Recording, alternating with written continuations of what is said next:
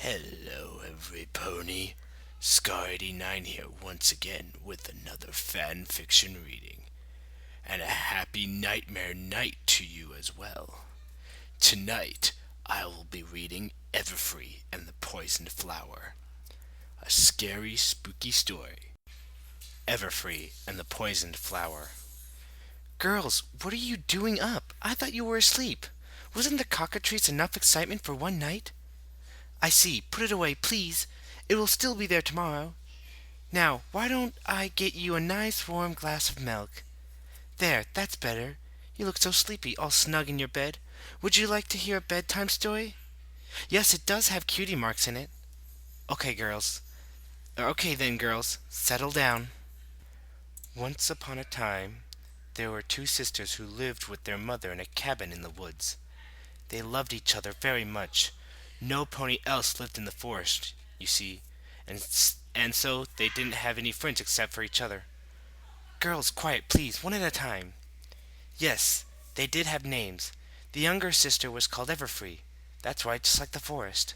The older sister was named Olinder. Does any pony know what Olinder is? No? Oh, well, it's a type of flower. It's very beautiful, and Olinder was a beautiful little filly. But Olinders are poisonous, and you mustn't eat them. Okay, who's next?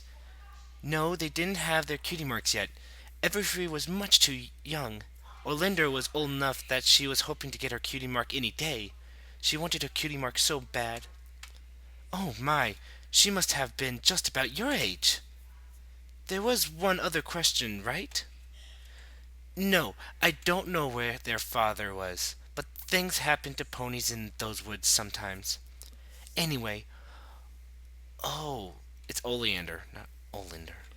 Anyway, Oleander and Everfree liked to go out and play together. The woods were deep and dark, but it was their home and they weren't scared. The forest was dangerous sometimes, but it wasn't so dangerous near their house. Their mother let them go play, although she told Oleander to watch her sister very closely, because Everfree was just a little pony and she couldn't take care of herself.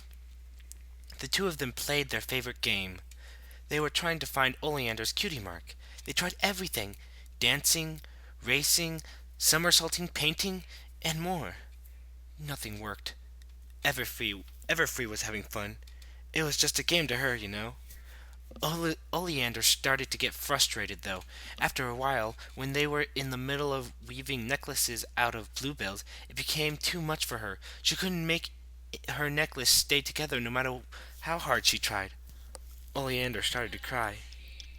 Everfree saw. She took her own necklace and hung it around Oleander's neck.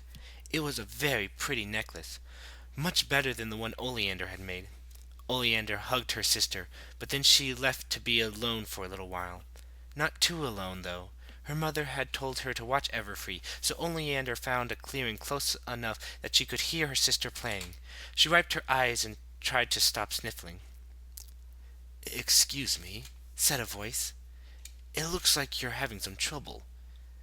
May I may I help you?" One of the thick thorny bushes Out of the thick thorny bushes stepped Coyote. He was one of the biggest, scariest predators in the forest, and Oleander's mother had told her how dangerous he was. Still, his voice sounded so nice, she couldn't help but listen. Anything was a Anything with a voice like that couldn't be all bad. Yes, she was being pretty silly, huh? Hush now. Why, why would you help me? Said Oleander.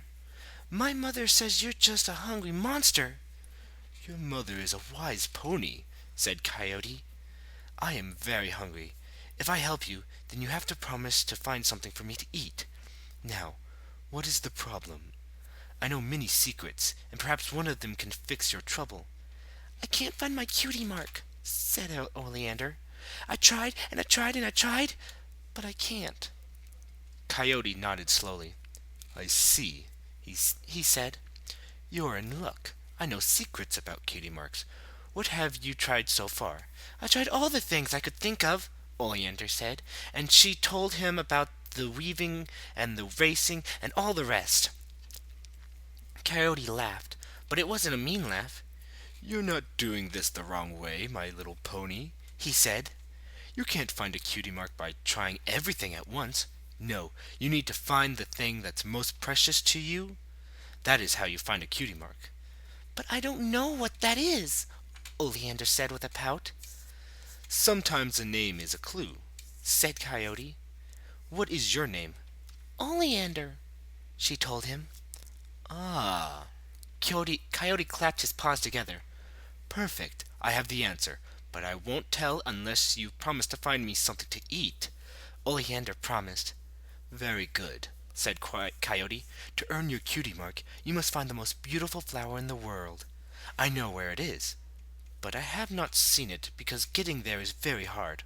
The flower is in a deep thicket on top of a tall hill across the wide river. Be careful, though. I know that ponies eat flowers, but you must not eat this one, for it is deadly poisonous. I won't, said Oleander. Then I will draw a map to take you there. Thank you, said Oleander. I'll get Everfree and we'll go right away.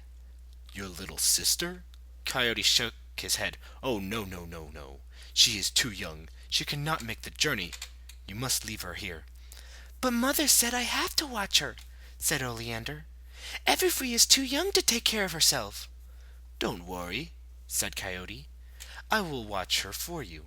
Only remember, when you come back, you will find me something to eat, because I am very hungry. Oleander agreed.